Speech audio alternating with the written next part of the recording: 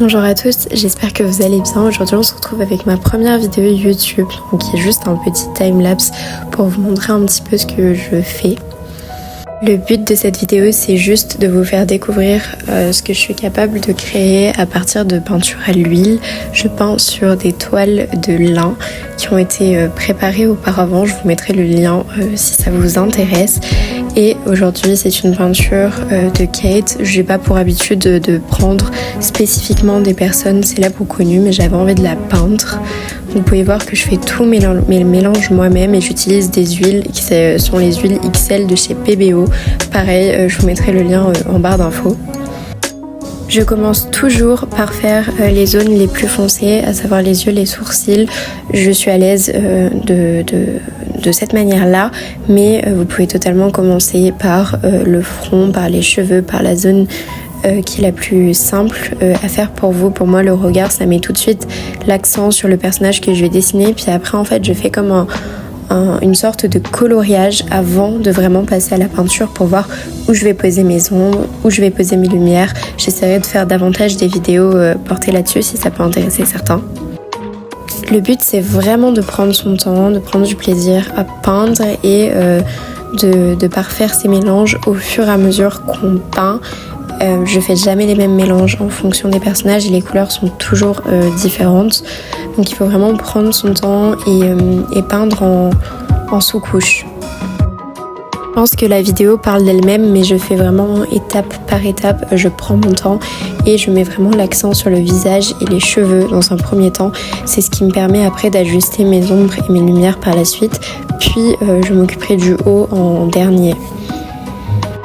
Ici, je peins sur un format A4, donc ça me permet de revenir facilement sur des zones sans forcément toucher avec ma main et donc salir ma toile ou mon papier si je peins sur du papier. Là, c'est pas le cas, mais si vous choisissez un format beaucoup plus grand comme une toile, par contre, là oui, je vous conseille de parfaire une zone avant d'en commencer une autre, sinon c'est plus compliqué de revenir sans se tacher ou sans mettre de partout. J'utilise aussi un sopalin très régulièrement, je pense que vous pouvez le voir dans le timelapse de la vidéo, pour enlever l'excédent de produit sur mon pinceau, pour enlever l'excédent de peinture sans forcément avoir besoin de diluer dans du white spirit pendant que je peins. C'est pas quelque chose que j'aime faire, donc j'utilise juste un médium. Pareil, je pourrais vous mettre la référence en barre d'infos pour ceux qui le souhaitent, mais je n'utilise pas de solvant quand je peins pour nettoyer le pinceau. J'aime pas, je le fais vraiment en dernier et quand je peins, je préfère juste utiliser un sopalin pour nettoyer mon pinceau et repartir avec une nouvelle couleur, sachant que je vais toujours utiliser les pinceaux noirs qui sont dédiés à la couleur noire pour travailler le noir, les pinceaux blancs pour des couleurs plus claires, tout ça. J'essaie vraiment en fait de toujours prendre les mêmes pinceaux pour travailler les mêmes teintes pour que la matière ne se mélange pas à du plus foncé ou à du plus clair.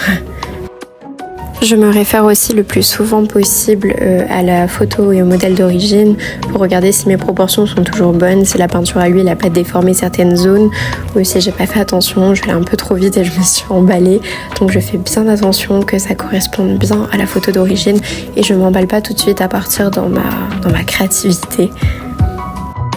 Et j'aime aussi très régulièrement prendre ma peinture en photo pour voir le rendu actuel et pour voir les soucis qu'il y a sur ma peinture, parce que ce que je vois moi avec mon œil, c'est pas forcément la peinture qui est exacte. Moi je le vois avec mon œil, donc je me dis là c'est beau, là c'est moche, là c'est ci, là c'est ça, mais il faut rester objectif. En fait, le fait de prendre une photo avec une caméra dans le téléphone, ça m'aide après à voir où sont les erreurs et quelles sont les choses à rectifier. Voilà pour cette première vidéo, j'espère que ça vous aura plu, que ça aura été un minimum intéressant. J'essaierai d'en faire d'autres beaucoup plus poussées, donc n'hésitez pas à vous abonner ou à me suivre sur Instagram. À bientôt.